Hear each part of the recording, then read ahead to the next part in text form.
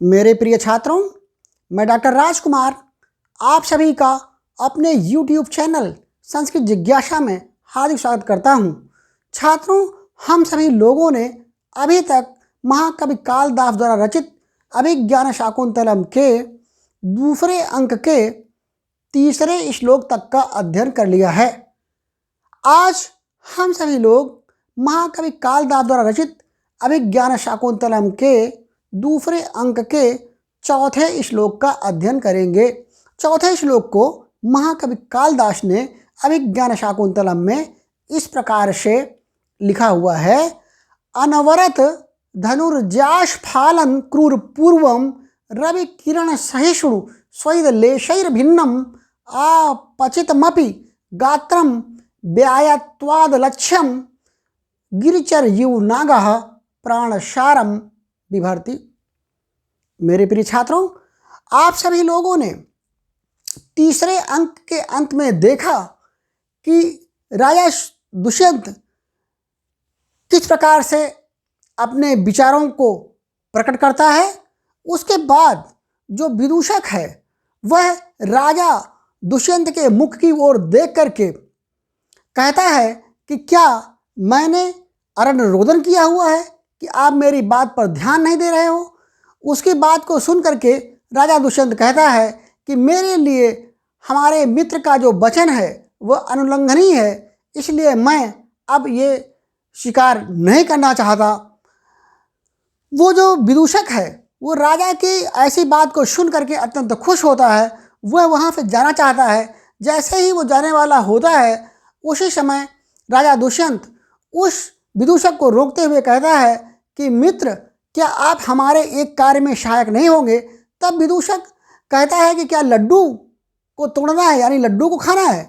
राजा दुष्यंत कहता है विदूषक से कि नहीं, मैं जिस कार्य को के विषय में आपको बताऊंगा उस कार्य को आपको करना है।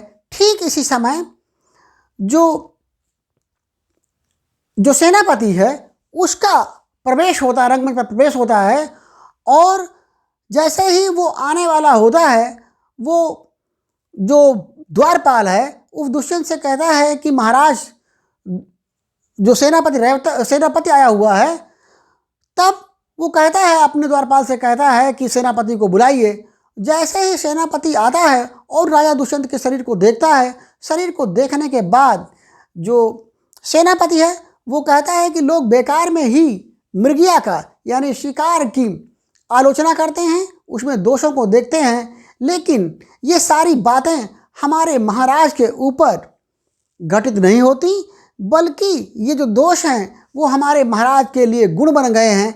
इसी सिलसिले में वो जो महाराजा दुष्यंत है वह इस श्लोक को कहता है कि अनवरत धनु जा स्फालन क्रूर पूर्वम अक्रूर पूर्वम। कह रहा है कि अनवरत माने निरंतर, लगातार, धनु माने धनुष की, जा माने डोरी को, आस्फालन माने खींचने के कारण। कह रहा है कि निरंतर जो सेनापति है वो कह रहा है कि जो हमारे महाराज हैं दुष्यंत, वह अनुव्रत माने निरंतर, धनु माने धनुष की, जा माने डोरी को, आस्फालन माने खींचने के कारण, हमारे महाराज निरंतर धनुष की डोरी को खींचने के कारण अक्रूर पूर्वम, अक्रूर फलन क्रूर पूर्वम। कह रहे हैं कि पूर्वम माने पूर्व का भाग, क्रूर पूर्वम कह रहे हैं। जो पूर्व माने पूर्व का भाग, पूर्व का भाग मतलब शरीर का जो अगला भाग है, जो शरीर के ऊपर का भाग है वह क्रूर माने कठोर हो गया है। निरंतर धनुष की डोरी के खींचने के कारण हमारे महाराज दुष्यंत के शरीर का जो ऊपर का हिस्सा है, यानी पेट के ऊपर का हिस्सा है, वह कठोर हो गया है। रवि किरण सहिष्णु, रवि माने सूर्य की, किरण माने किरणों को, सहिष्णु माने सहन करने वाला हो गया है।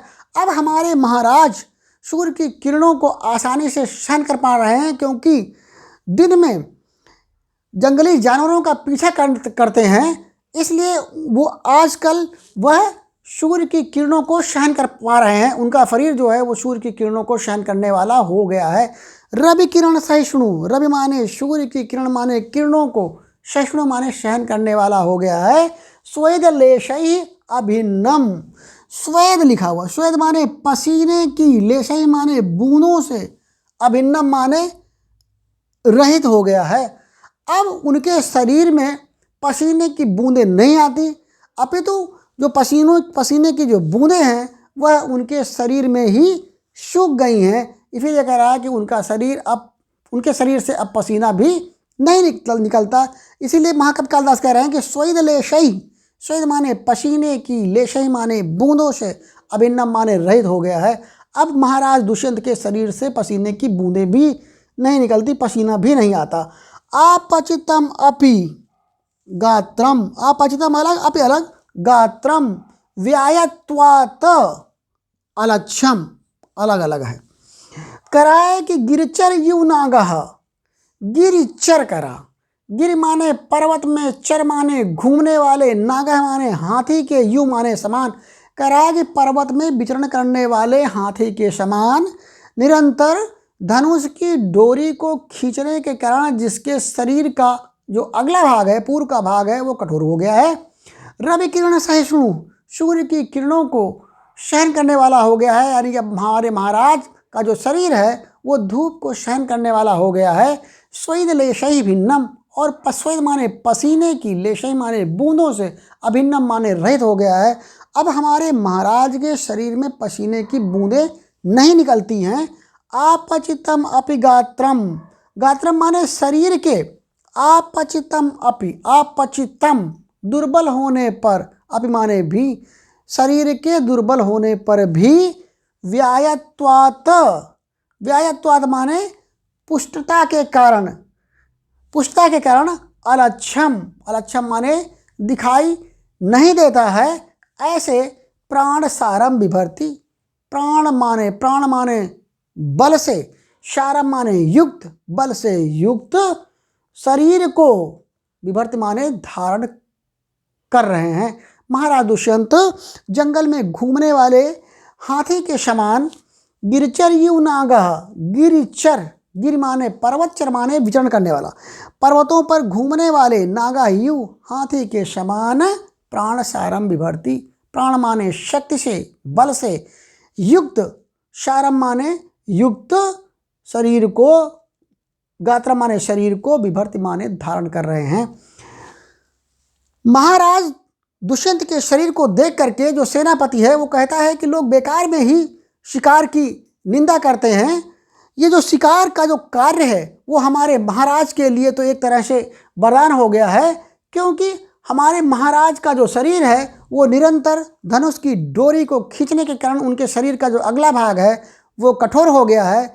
उनका जो शरीर है वो सूर्य की किरणों को सहन करने वाला हो गया है। उनका जो शरीर है वो पसीने की बूंदों से रहित हो गया है। उनका शरीर दुर्बल होने पर भी पुष्टता के कारण पर्वत में घूमने वाले हाथी के समान बल से युक्त शरीर को धारण कर रहे हैं।